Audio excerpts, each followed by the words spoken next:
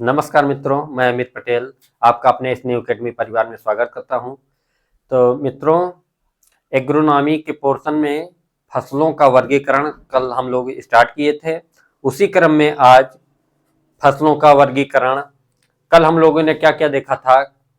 कल पहले तो देखा था on the basis off season, ऋतुओं के आधार पर फसलों का वर्गीकरण, और दूसरा on the basis of life cycle, जीवन चक्र के आधार पर फसलों का वर्गीकरण। ठीक है, तो आज हम लोग उसी के आगे चालू करेंगे।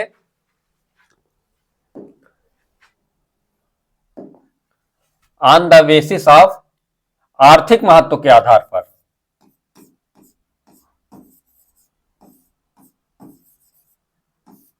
आर्थिक तीसरा टाइप है आर्थिक महत्व के आधार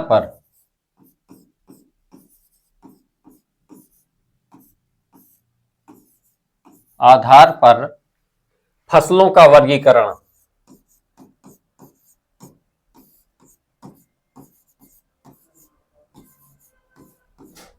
फसलों का वर्गीकरण, ठीक। तो आर्थिक महत्व के आधार पर, इसका मतलब है इकोनॉमिकल इंपॉर्टेंट के आधार पर। क्या पहला है, देखिए इसमें कौन कौन सी टाइप आएंगी। अनाज वाली फसलें, चारे वाली फसलें, दलहनी फसलें, तिलहनी फसलें, इन सब आधार के पे आज हम लोग देखेंगे। पहला तो है अनाज वाली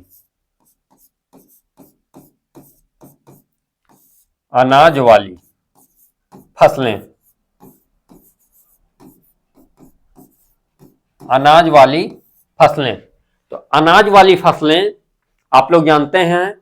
अनाज वाली फसलें दो प्रकार की होती हैं, एक तो सीरियल क्रॉप और दूसरा इस समय चल रहा है, बहुत ही ट्रेंड में भी है, और उत्तर प्रदेश सरकार की एक महत्वाकांक्षी योजना भी है, मिलेट्स। तो एक सीरियल क्रॉप, दूसरा मिलेट्स। अनाज वाली फसलें में गेहूं है, धान, जौ, जई, मक्का, ये सब क्या है? ये सब सीरियल क्रॉप हैं, ठीक। और इसका अगला जो है उसको मिलेट्स।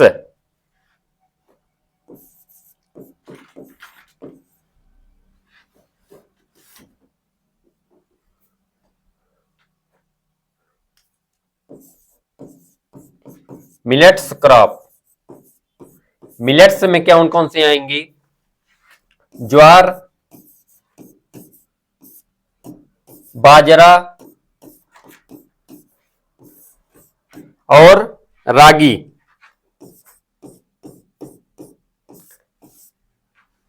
ये ज्वार, बाजरा और रागी, ये सब क्या है? मिलेट्स हैं। और गेहूं, धान, जौ, जई, मक्का, ये सीरियल क्रॉप हैं, ठीक है। और एक बात और ध्यान रखिएगा, ये गेहूं जो है, गेहूं को क्या कहते हैं? King of serial. King of serial, king of serial मतलब अनाजों का राजा, ठीक। और मिलेट क्रॉप में ज्वार जो है, ज्वार को क्या बोलते हैं? King of millets.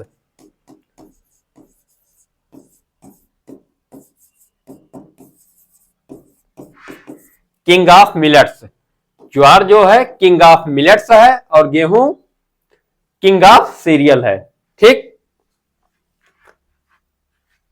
और इसके आगे है, एक तो होता है स्यूडो सीरियल। एक सीरियल हो गया सत्य अनाज, एक स्यूडो सीरियल मतलब झूठा अनाज। एक परीक्षा में पूछा गया था, स्यूडो सीरियल स्यूडो सीरियल किसे कहते हैं? तो स्यूडो सीरियल में है बकव्हीट। बकव्हीट, बकव्हीट को स्यूडो सीरियल कहते हैं। इसका बॉटनिकल नेम क्या है स्यूडो सीरियल का? फेगोपाइरस।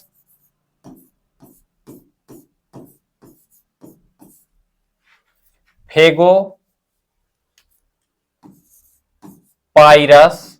एस्कुलेंटस।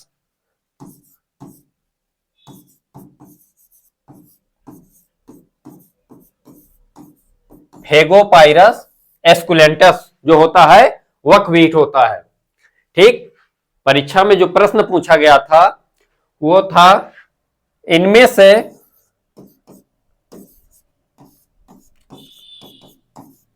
झूठा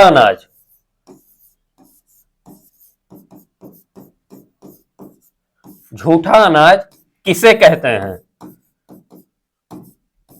किसे कहते हैं? ठीक, तो ऑप्शन दे देगा आपको। पहला धान, दूसरा गेहूं,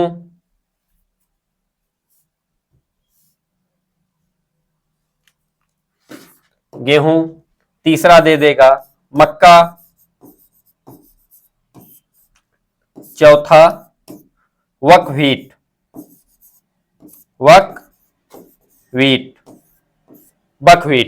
ठीक, तो इनमें से झूठा अनाज कौन है? तो बकव्हीट जो है यही झूठा अनाज है। इसका बॉटनिकल नेम है फेगोपाइरस एस्कुलेंटस।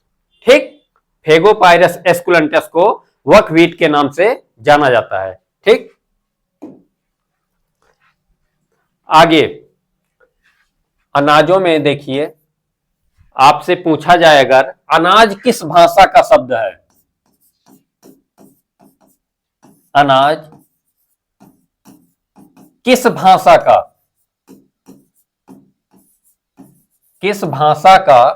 शब्द है?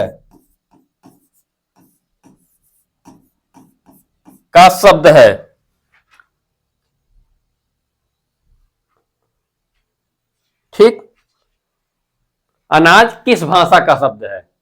तो आप क्या बोलेंगे? अनाज जो है रोमन भाषा का शब्द है। ठीक, और किस से मिलकर बना है? सीरिया से।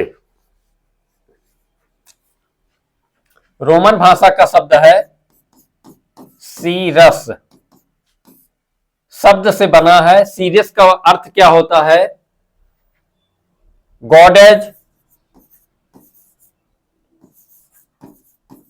गॉडेज ऑफ ग्रेन, मतलब अनाजों की देवी। ठीक, एक पॉइंट, अनाज में सर्वाधिक मात्रा में कौन सा तत्व पाया जाता है? ठीक, अनाजों में किसकी अधिकता पाई जाती है? अनाजों में कार्बोहाइड्रेट। ठीक, अनाजों में कार्बोहाइड्रेट की अधिकता पाई जाती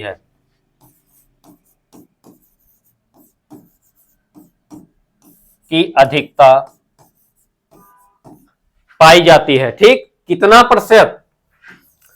लगभग 60 से 70% कार्बोहाइड्रेट अनाजों में पाया जाता है।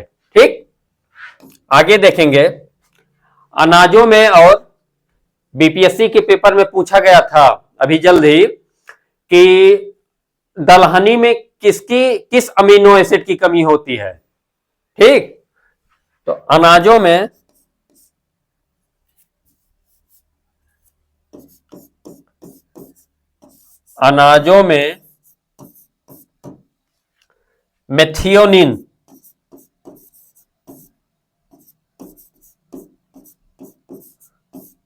मेथियोनिन और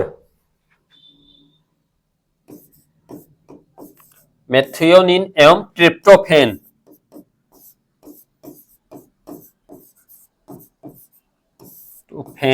की अधिकता पाई जाती है।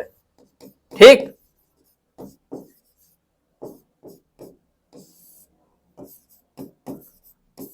अधिकता पाई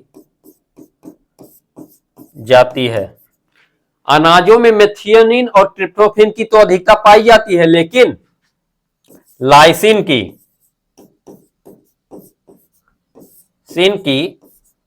कमी पाई जाती है। ठीक, लाइसिन की कमी पाई जाती है। ठीक, आगे देखिए, अनाज किस भाषा का शब्द है? रोमन भाषा का शब्द है।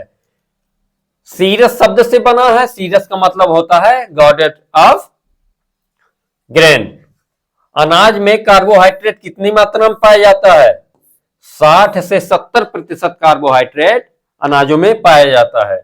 और अनाजों में मेथियोनिन इंपॉर्टेंट है, याद रखिएगा, मेथियोनिन एवं ट्रिप्टोफेन की अधिकता होती है, लेकिन लाइसिन की कमी होती है। ठीक, आगे बढ़ेंगे। इंपॉर्टेंट पॉइंट है, अंकुरित अनाज किसकी स्रोत होती हैं? अंकुरित अनाज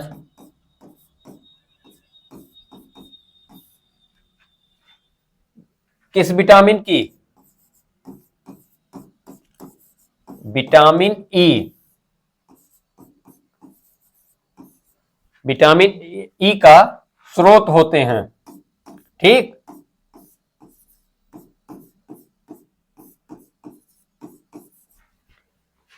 जो अंकुरित अनाज होता है उनमें विटामिन ई प्रचुर मात्रा में पाया जाता है। और विटामिन ई जो होता है किसके लिए अच्छा माना जाता है? स्टेरिलिटी के रोगों के लिए अच्छा माना जाता है। ठीक, और अंकुरित दालें,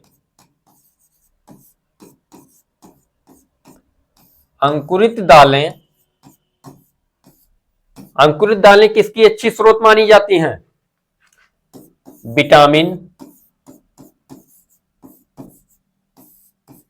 विटामिन सी का। विटामिन सी का स्रोत अंकुरित दालें हैं, और अंकुरित अनाज जो है विटामिन ई का स्रोत है।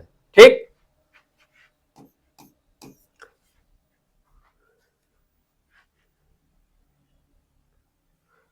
आगे एक पॉइंट है, मक्का जो है, मक्का भी एक अनाज है, लेकिन मक्का में ट्रिप्टोफेन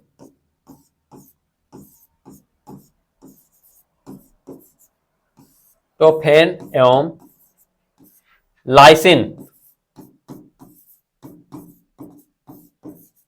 लाइसिन की कमी पाई जाती है। ठीक, कमी पाई जाती है।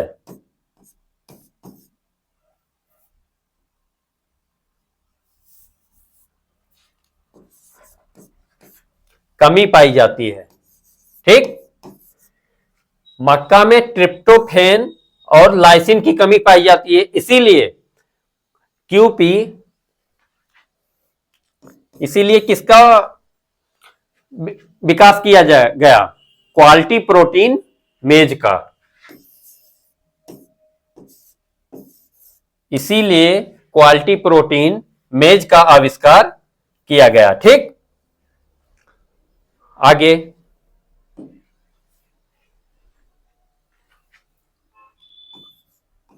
दूसरा है, अनाज वाली फसलें हो गई। दूसरा दलहनी फसलें।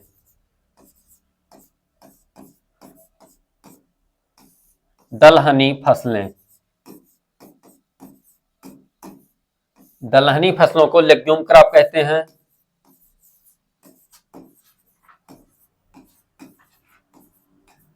ठीक, दलहनी फसलों को लेग्यूम क्रॉप कहते हैं।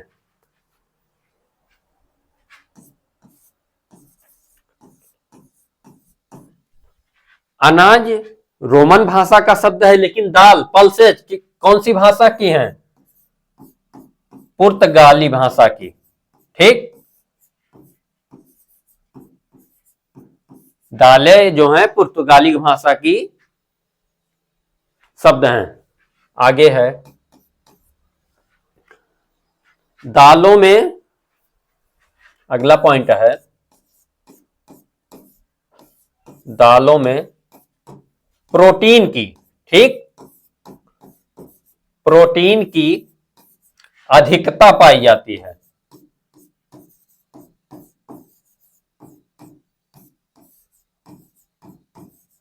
अधिकता पाई जाती है, ठीक, लगभग 20 से 25% प्रोटीन, 20 से 25% प्रोटीन दालों में पाया जाता है। ठीक, अभी इसके पहले अनाजों में हम लोगों ने देखा कि मेथियोनिन की अधिकता किसमें होती है? अनाजों में, लेकिन लाइसिन की अधिकता दलहनी फसलों में होती है। एग्जाम्पल देखेंगे दलहनी फसलों का, चना, मटर, अरहर, मसूर, सोयाबीन, ठीक,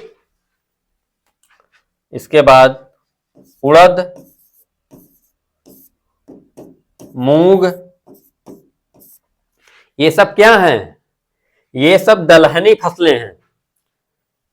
सोयाबीन एक ऐसी फसल है, ठीक, सोयाबीन एक ऐसी फसल है जो दलहनी में और तिलहनी में दोनों में उपयोग में लिया जाता है। सोयाबीन के साथ मूंगफली भी है, उसको भी दलहनी और तिलहनी दोनों में उपयोग में लेते हैं। लेकिन आगे देखते हैं, सोयाबीन का दाल क्यों नहीं उपयोग में लिया जाता है? क्यों लोग सोयाबीन का दाल खाना पसंद नहीं करते हैं? तो सोयाबीन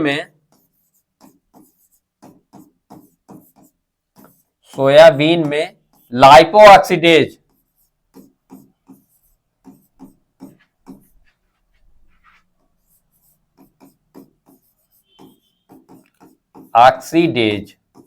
ठीक, सोयाबीन में लाइपो ऑक्सीडेज एवं ट्रिप्सिन,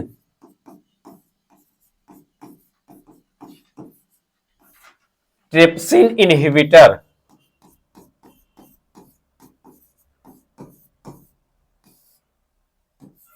की विषाक्तता, ठीक, की विषाक्तता पाई जाती है, इसलिए सोयाबीन का प्रयोग दालों के रूप में नहीं किया जाता है। अगर परीक्षा में पूछा गया आपसे कि सोयाबीन का प्रयोग दालों के रूप में क्यों नहीं किया जाता है, किसकी विषाक्तता के कारण, तो लाइपो ऑक्सीडेज या ट्रिप्सिन इनहिबिटर की विशेषता के कारण, विषाक्तता के कारण सोयाबीन का प्रयोग दालों के रूप में नहीं किया जाता है। ठीक, आगे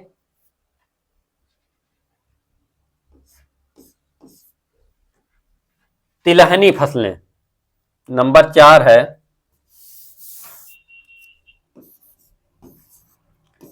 तिलहनी फसलें। तिलहनी फसलें, तिलहनी फसलों को ऑयल सीड क्रॉप, तिलहनी फसलों को ऑयल सीड क्रॉप के नाम से जानते हैं। तिलहनी फसलों में मुख्य फसलें कौन कौन सी हैं? पहला तो है सरसों, ठीक, सरसों,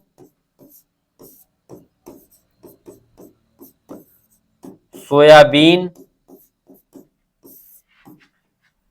मूंगफली,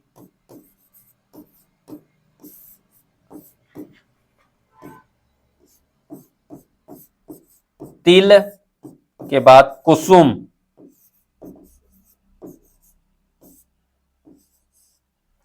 कुसुम हुआ और उसके बाद अलसी भी है। अलसी, अरंडी, सूर्यमुखी,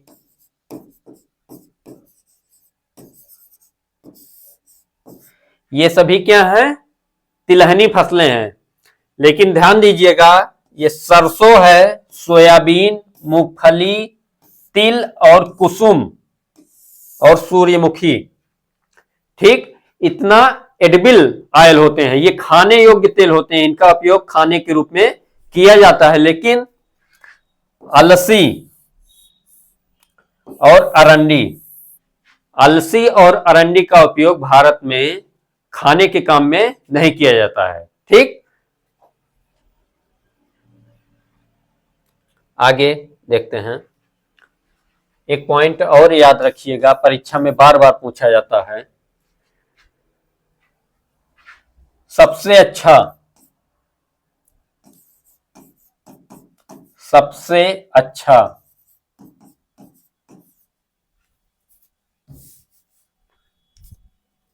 सबसे अच्छा खाद्य तेल। ठीक,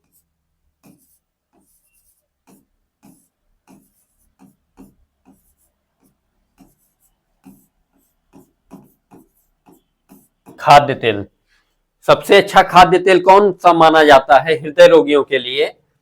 तो देखिए, एक तो सबसे नंबर 1 पे पहला आएगा कुसुम। इसको सैफ्लावर भी कहते हैं।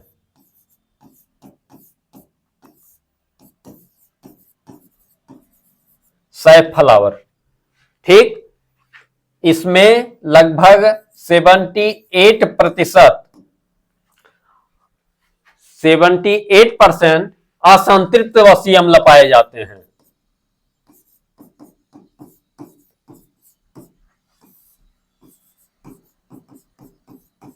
वसीय अम्ल, ठीक, कुसुम में लगभग 78% असंतृप्त वसीय अम्ल पाए जाते हैं, इसलिए यह हृदय रोगियों के लिए अच्छा माना जाता है। और इसके बाद आता है सूर्यमुखी। सूर्यमुखी को सनफ्लावर, सनफ्लावर कहते हैं।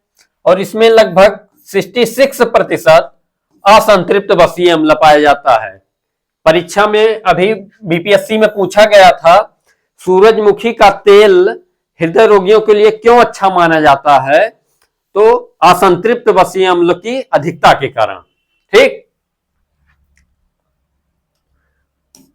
अगर आपसे पूछ लिया जाए भारत की मुख्य तिलहनी फसल कौन सी है?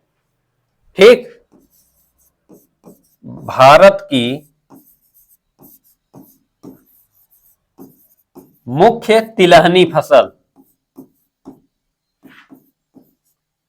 मुख्य तिलहनी फसल, भारत की मुख्य तिलहनी फसल जो है मूंगफली है। ठीक, मूंगफली जो है भारत की मुख्य तिलहनी फसल है। और विश्व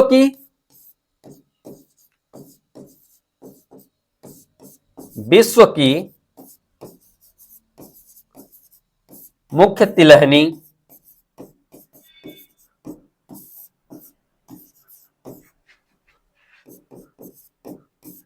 विश्व की मुख्य तिलहनी फसल सूर्यमुखी है। सूर्यमुखी, ठीक, ये याद रखिए कि भारत की मुख्य तिलहनी फसल मूंगफली है, सरसों मत लगा के आइएगा। और विश्व की सूरजमुखी। ठीक, आगे 5वां नंबर है, फसलों का वर्गीकरण किसके आधार पर? फसलों का वर्गीकरण चारे वाली फसलों के आधार पर। दलहनी फसलें हो गया, चारे वाली फसलें, चारे वाली फसलें।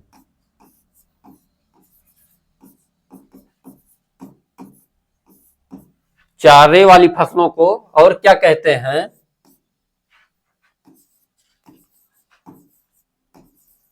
Fodder crop. ठीक, चारे वाली फसलें में देखिए ज्वार आता है, बाजरा आएगा, ज्वार बाजरा, जई आता है, रिजका आता है। रिजका, कल हमने बताया था रिजका को क्या कहते हैं? Queen of fodder. ठीक, और बरसीम, बरसीम को क्या कहते हैं? बरसीम को किंग ऑफ फॉडर कहते हैं।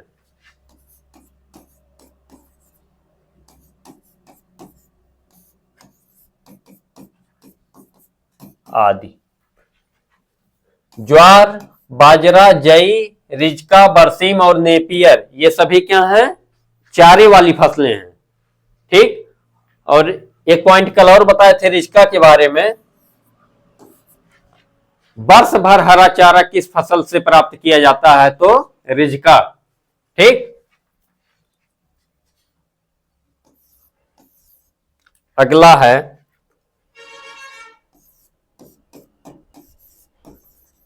Fibre crop. फाइबर क्रॉप को रेशे वाली फसल भी कहते हैं।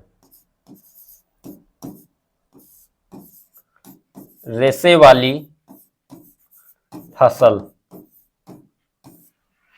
बरसीम के बारे में एक पॉइंट और याद रखना, ये दलहनी फसल है। बरसीम क्या है? दलहनी फसल है। ठीक, पहला तो फाइबर क्रॉप में आएगा कॉटन।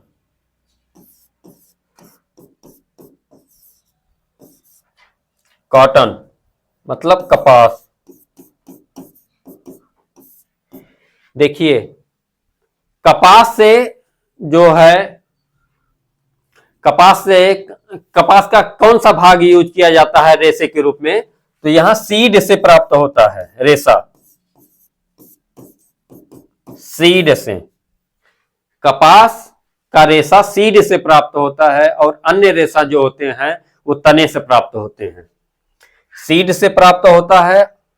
और परीक्षा में पूछा जाता है कपास के एक गांठ का वजन या एक वेल का वजन कितना होता है?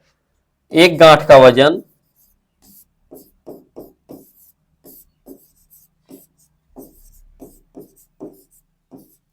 एक गांठ का वजन कपास के 170 किलोग्राम होता है। ठीक, और कपास जो है मालवेसी फैमिली का है।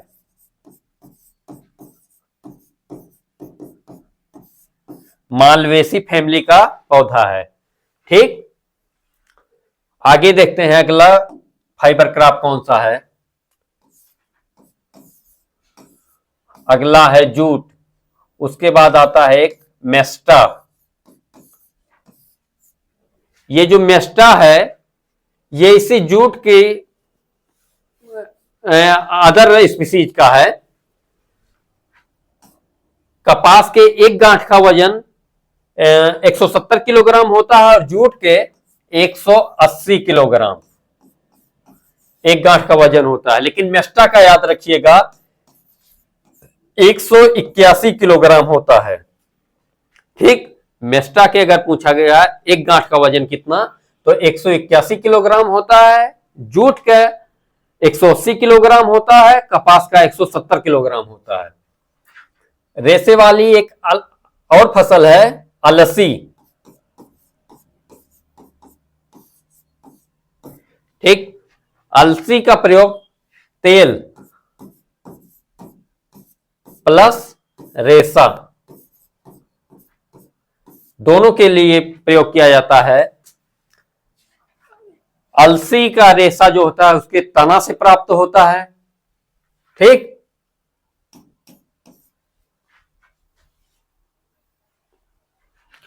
एक और है सनई। सनई भी एक फाइबर क्रॉप है, लेकिन सनई का प्रयोग रेशा प्लस हरी खाद। अगर पूछा गया आपसे कि ऐसी कौन सी फसल है जिसका प्रयोग रेशा और हरी खाद दोनों के लिए किया जाता है, तो सनई है। ठीक है, आगे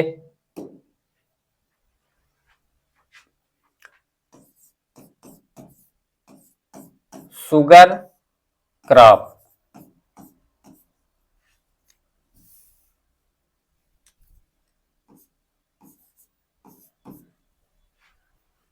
शुगर क्रॉप में देखिए दो फसल आती हैं। पहला तो गन्ना और दूसरा चुकंदर। ठीक, शुगर या अगर पूछा शुगर केन किस भाषा का शब्द है, शुगर या शुगर केन जो है ये संस्कृत भाषा का शब्द है। संस्कृत भाषा का शब्द है। ठीक, शुगर केन संस्कृत भाषा का शब्द है और शुगर केन जो है ये ग्रेमिनी परिवार का है। ग्रेमिनी परिवार का चुकंदर चिनोपोडिएसी फैमिली का है।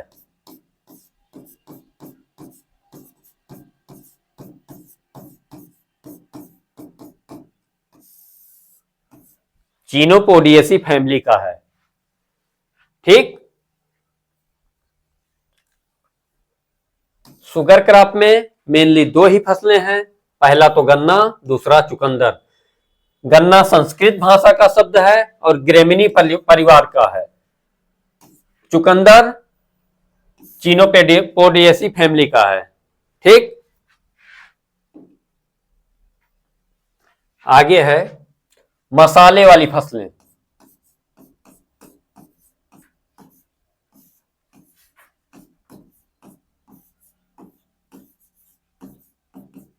मसाले वाली फसलें, मसाले वाली फसलें को स्पाइसेज क्रॉप कहते हैं। एक इंपॉर्टेंट पॉइंट नोट करिएगा, सबसे सर्वाधिक मसाला उत्पादन किस देश में होता है? सर्वाधिक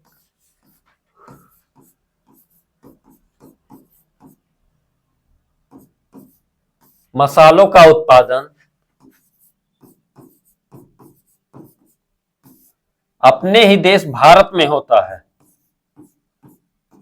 ठीक, और किस राज्य में सर्वाधिक मसाला उत्पादन होता है? तो केरल में।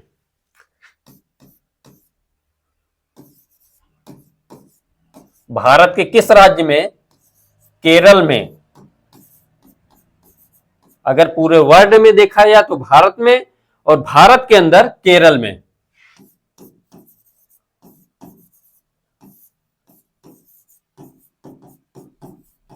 मसाला उत्पादन होता है। ठीक, पूरे विश्व में भारत में सर्वाधिक है और भारत के अंदर केरल में सर्वाधिक है।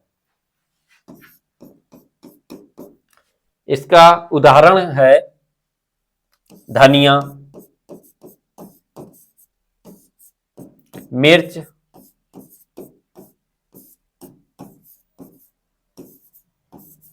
हल्दी, अदरक, लहसुन,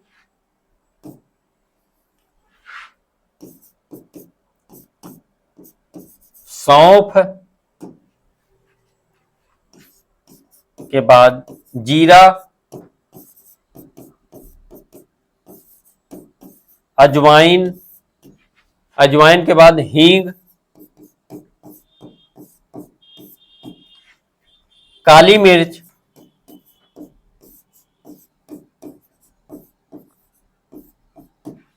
इलायची,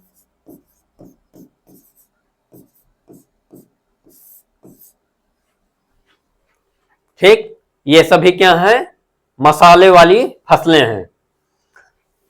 ये काली मिर्च जो है इसको क्या कहते हैं? King of spices. मसालों का राजा।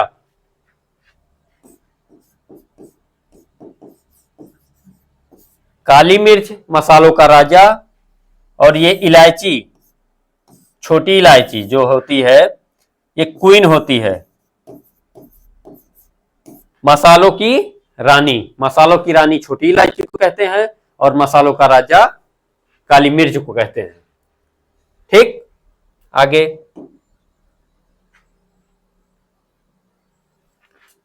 आगे है औषधीय फसलें।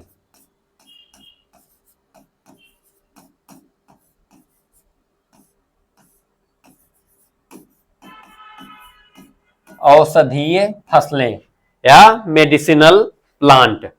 ठीक, औषधीय फसलों में कौन कौन से आते हैं? देखिए, नीम,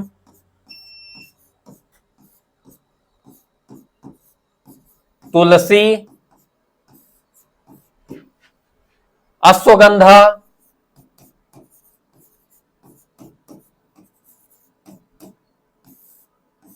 इसबगोल,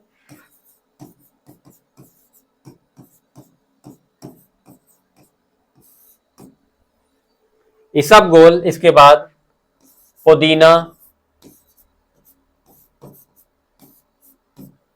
ठीक, नीम, तुलसी, अश्वगंधा, पुदीना और अफीम, कुनैन, ये सभी क्या हैं? ये सभी औषधीय फसलें हैं। जैसे पूछा गया औषधीय फसलें कौन सी हैं, आपको 4 ऑप्शन दे देगा। उसमें से देखिए, नीम, तुलसी, अश्वगंधा, इसबगोल, पुदीना, अफीम और कुनैन, ये सभी क्या हैं? औषधीय फसलें हैं। ठीक, आगे है, एक तो है क्लासिफिकेशन उत्तेजक। उत्तेजक फसलें, उत्तेजक फसलों को नार्कोटिक क्रॉप भी कहते हैं।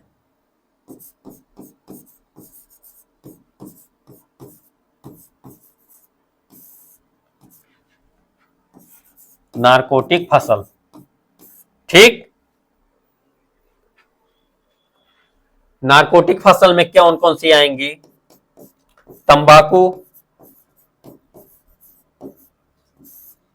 अफीम,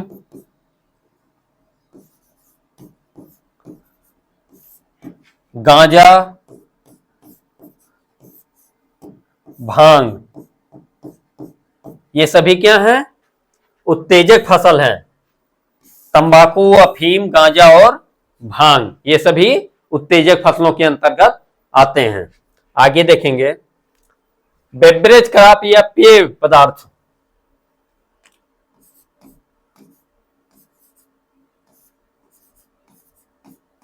पेय पदार्थ वाली फसलें।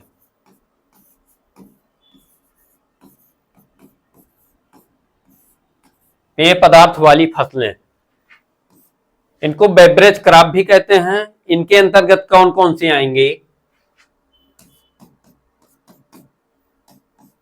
इनके अंतर्गत आएंगी चाय, कॉफी और कहवा, ये सभी क्या हैं? बेवरेज क्रॉप हैं। ठीक, आगे एक आगे है जड़ और कंद वाली फसलें। जड़ एवं कंद वाली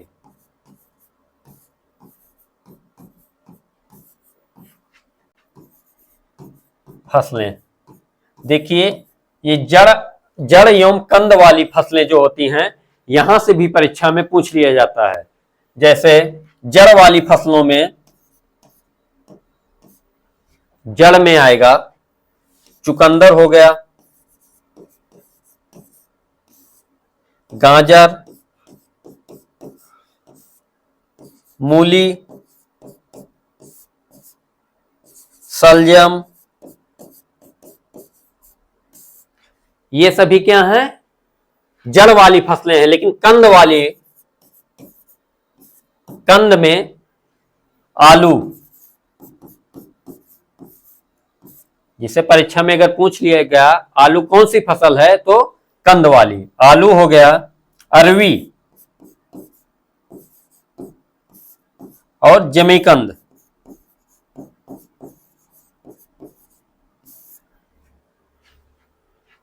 जड़ वाली फसल में चुकंदर है, गाजर, मूली, सलजम।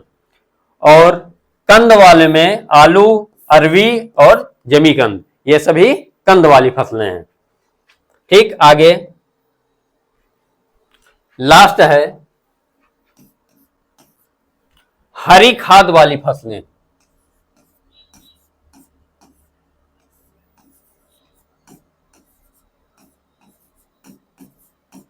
खाद वाली फसलें, ठीक। इसका मतलब हरी खाद वाली फसलों में, हरी खाद के लिए कौन कौन सी फसलों का उपयोग किया जाता है? तो green manuring crop. Green manuring crop में देखिए आता है सनई,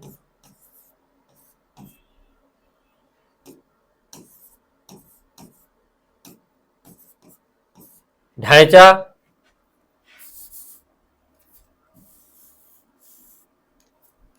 सनई के बाद ढैंचा, और एक है मूंग।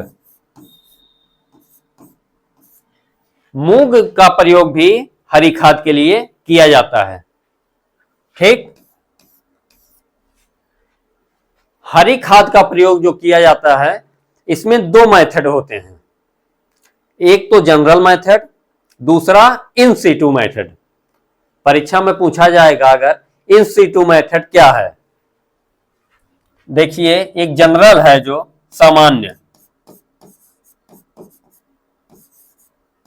सामान्य विधि जो है हरी खाद की, इसमें क्या करते हैं, जैसे ये कोई प्लॉट है, ठीक, और यहां मान लीजिए हरी खाद की फसल लगी है, और ये दूसरा प्लॉट है, ठीक। इन फसलों को काट कर इस खेत में जब ले जाके, इस प्लॉट में ले जाके यहां मिक्स कर देते हैं, तो ये जनरल मेथड कहलाता है, सामान्य विधि। ठीक, जिस फसल को काटकर दूसरे खेत में ले जाकर वहां ग्रीन मैन्योर के रूप में प्रयोग करते हैं, तो ये जनरल मेथड है। और इन सीटू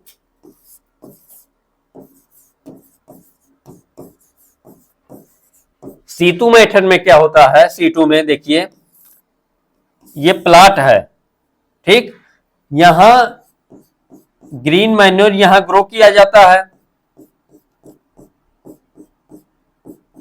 ठीक।